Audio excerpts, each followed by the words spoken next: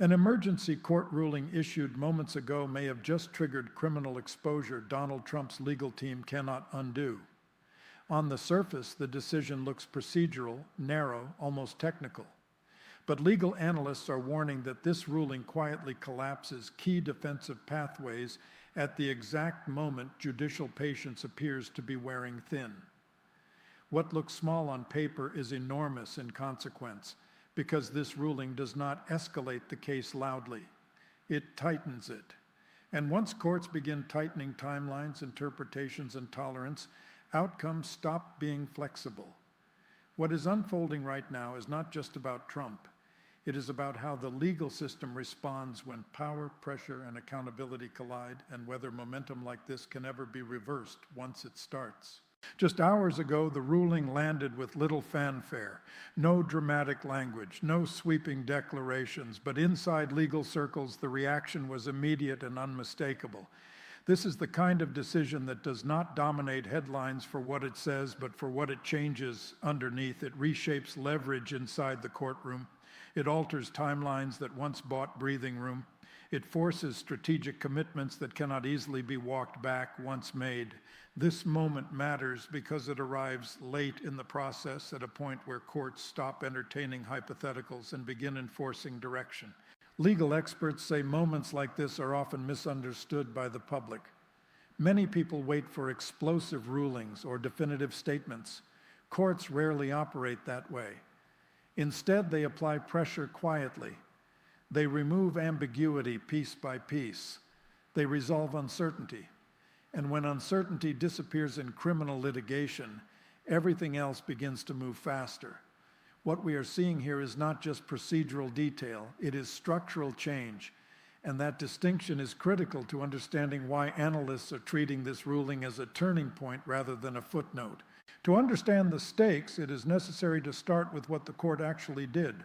The ruling rejected a procedural argument that had been central to slowing the case and challenging the framework under which it has been moving forward.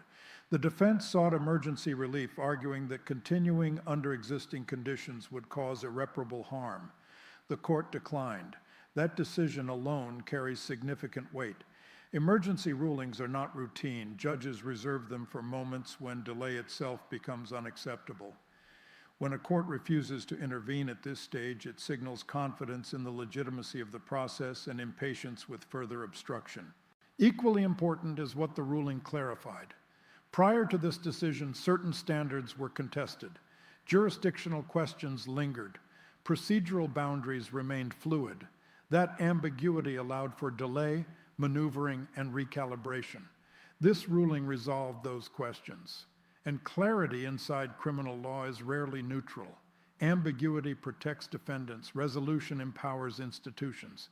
By resolving these uncertainties now, the court reduced flexibility. Flexibility is the lifeblood of defense strategy.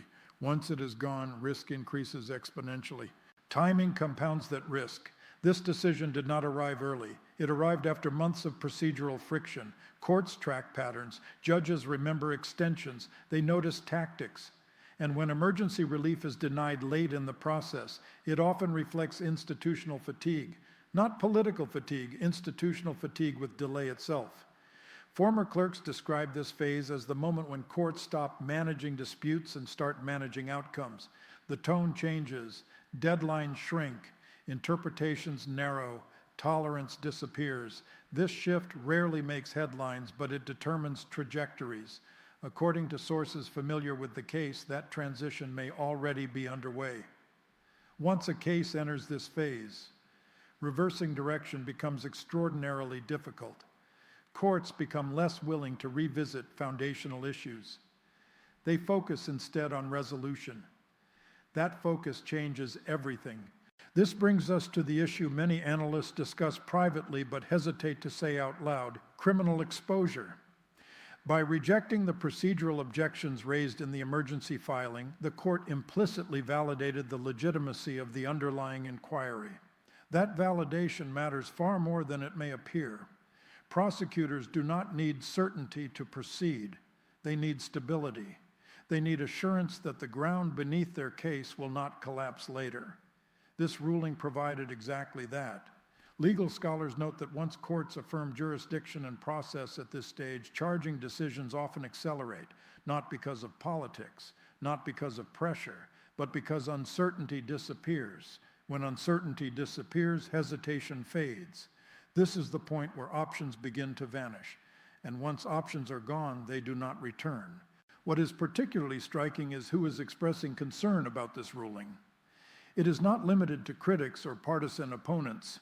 Several conservative legal commentators have warned that the decision narrows the defense's terrain significantly. Their concern is procedural, not ideological. They argue that emergency denials tend to embolden prosecutors while constraining future judicial reversals. Courts value consistency. Once a direction is set, changing course becomes institutionally costly. In other words, this ruling may have locked in a trajectory the court will now be reluctant to alter. Trajectories once set are difficult to bend. This is not about rhetoric or headlines. It is about institutional behavior and momentum. Time is another factor that quietly shifted. In criminal law, time is leverage. This ruling may have transferred more of that leverage to prosecutors. By declining to intervene, the court reduced opportunities for delay. Discovery schedules accelerate. Motion deadlines compress. Strategic decisions can no longer be postponed indefinitely. Legal experts describe this phase as the moment prosecutors stop preparing hypotheticals and start finalizing paths forward. Defense strategy becomes reactive rather than proactive. Reactive defense is rarely effective in complex, high-stakes cases. This is the point where the clock stops being neutral and begins favoring one side. That shift often goes unnoticed until its effects become unavoidable. Here is the part most people misunderstand. Courtrooms do not explode, they constrict. When judges feel arguments have been exhausted, they do not argue back. They narrow interpretations, they enforce procedure with precision. They shorten timelines. Former insiders describe it as a temperature change. Nothing dramatic appears on the surface, but underneath the system hardens. Once that hardening begins, flexibility disappears and outcomes start to solidify. With procedural ambiguity reduced, attention inevitably turns to substance. Prosecutors can now evaluate exposure without worrying that foundational issues will derail the case. That does not mean charges are guaranteed. It means decisions become cleaner. Legal analysts emphasize that prosecutors fear uncertainty more than risk. This ruling reduced uncertainty, and when uncertainty vanishes, action becomes easier to justify. Ironically, the emergency request itself may have done more harm than good. By forcing the court to rule now, the defense invited clarity at the worst possible moment. Clarity benefits institutions. It rarely benefits defendants facing criminal scrutiny. Multiple experts argue that the filing revealed strategic intent. Intent matters once a case enters its later stages. Momentum does not drift here, it shifts. Judges are acutely aware of precedent. Emergency rulings are written with future cases in mind. This decision draws a clean procedural line that other courts can now follow. That makes reversal harder, not because of politics, but because of consistency.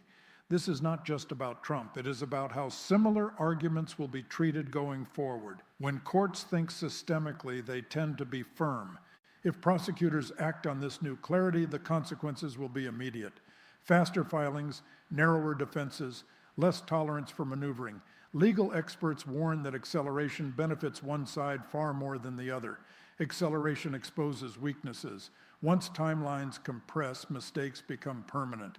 This ruling may have opened that door.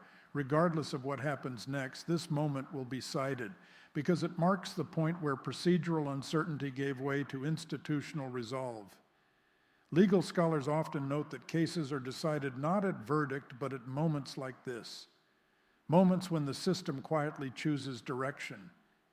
This may be one of those moments. So what do experts make of all this? The consensus is unusually aligned. Constitutional scholars say the ruling narrows defensive flexibility. Former prosecutors say clarity accelerates decision-making. Procedural analysts warn that emergency denials often signal judicial impatience. Taken together, the assessment is stark.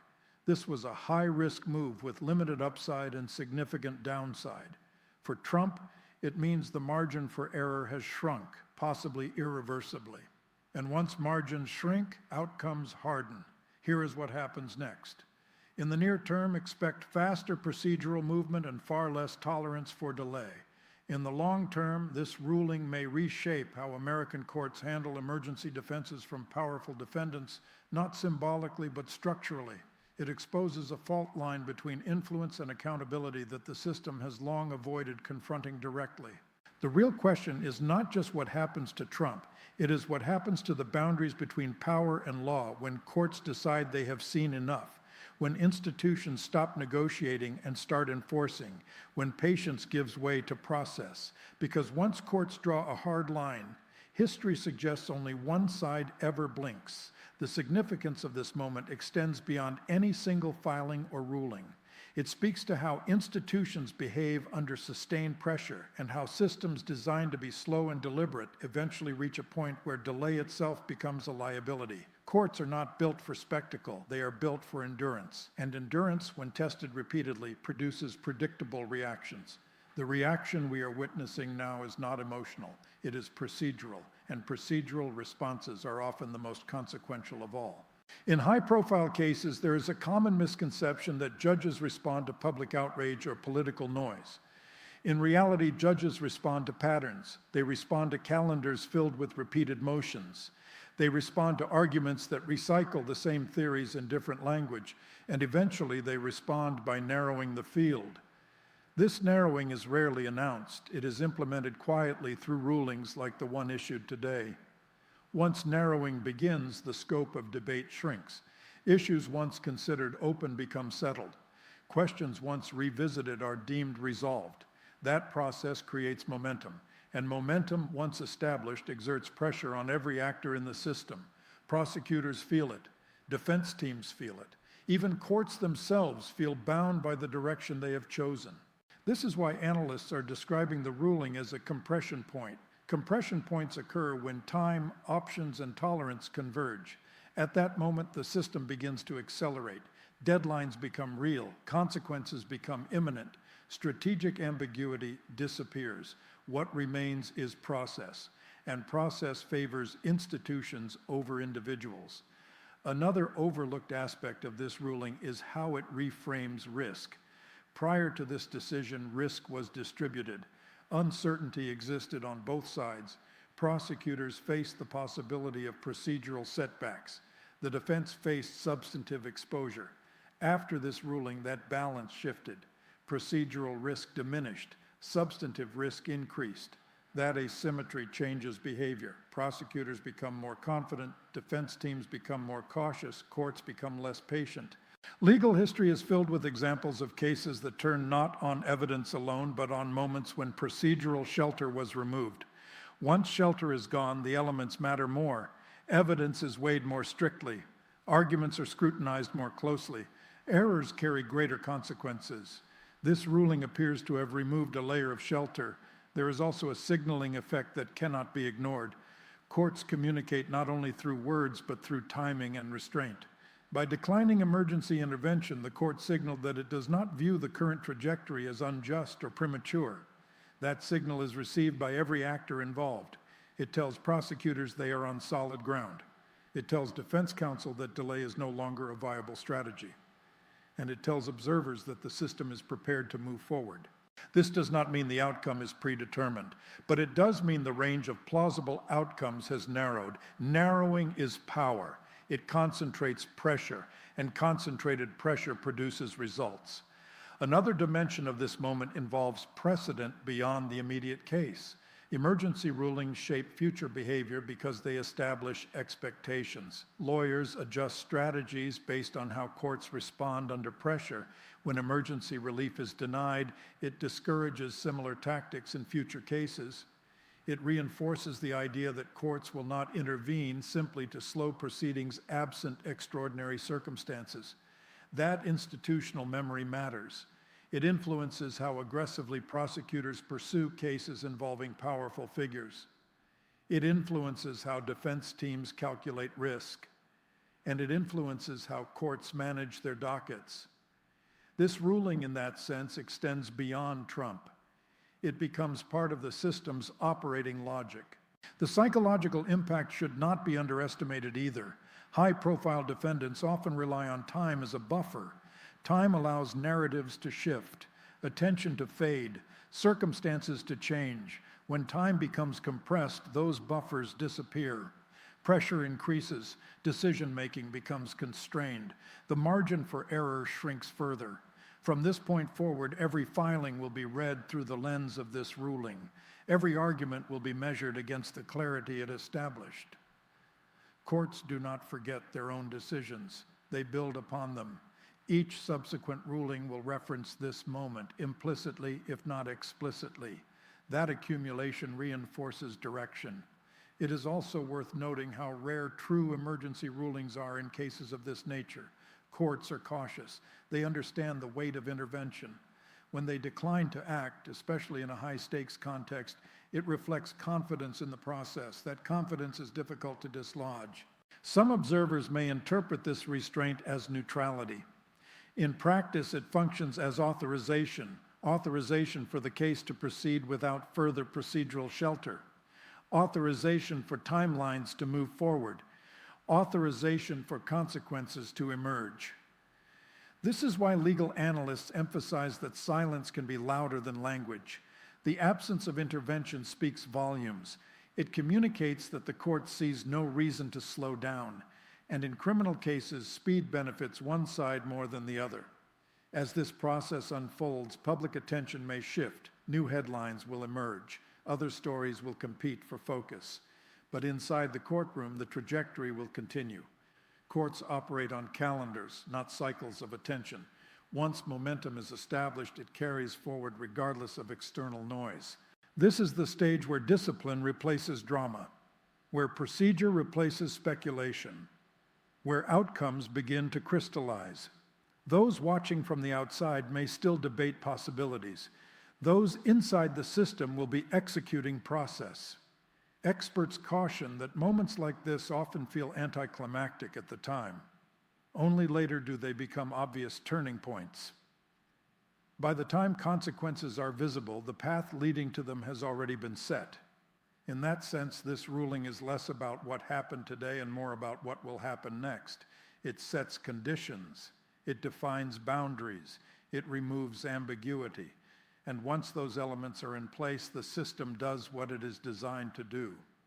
The broader implication is uncomfortable but important. When institutions decide to move forward, individual influence diminishes. The system asserts itself. That assertion may be slow, it may be methodical, but it is difficult to stop once underway. This is why analysts stress that the question now is not whether pressure exists, but how it will be applied. Procedurally, incrementally, relentlessly, each step reinforcing the last. From this point on, the narrative will be shaped less by arguments and more by deadlines, less by rhetoric and more by rulings, less by speculation and more by action. That transition marks the difference between uncertainty and consequence. For observers, the challenge is recognizing the significance of quiet moments, the moments when nothing seems to happen on the surface, but everything changes underneath. This appears to be one of those moments. As the process continues, each development will trace back to this ruling. Analysts will point to it as the moment when ambiguity ended, when patience expired, when the system signaled readiness to proceed. Ultimately, this is how accountability often arrives, not with a single dramatic decision, but with a series of quiet ones that close doors one by one. By the time the final door closes, the outcome feels sudden. In reality, it has been building for months. That is the context in which this ruling should be understood, not as an isolated event, but as part of a larger institutional response to sustained pressure, a response that prioritizes process over politics, consistency over controversy, resolution over delay. And once that response takes hold, history suggests it rarely reverses itself. It moves forward step by step until the system reaches its conclusion. Whatever that conclusion may be, the path toward it has now become much clearer. The remaining distance between this moment and whatever comes next will likely be measured not in surprises, but in procedure. Filings will arrive. Responses will follow. Deadlines will be enforced. Each step will reinforce the direction already chosen. For those expecting sudden reversals or dramatic interventions, this phase can feel deceptively calm. But calm does not mean static. It means controlled. In systems built on rules, control is power. Once control shifts decisively to institutions, individual actors operate within narrowing constraints. Strategy becomes execution, argument becomes compliance, and momentum becomes difficult to resist. This is why analysts emphasize that the most important decisions often happen quietly, long before outcomes are visible. Whether this process ultimately leads to formal charges or not, the structural change has already occurred. The system has asserted itself. The guardrails have been fixed, and the space for maneuvering has shrunk.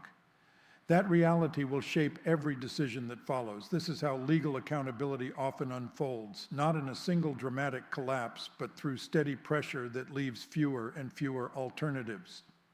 When viewed in that light, today's ruling is less a shock than a signal that the process is moving forward and that the room for delay has closed. The only question left is how the remaining steps will play out within the boundaries now set. And in systems like this, boundaries matter more than intentions. Once they are drawn, everything else follows. From here, the system proceeds methodically and consequences emerge according to rules rather than personalities alone.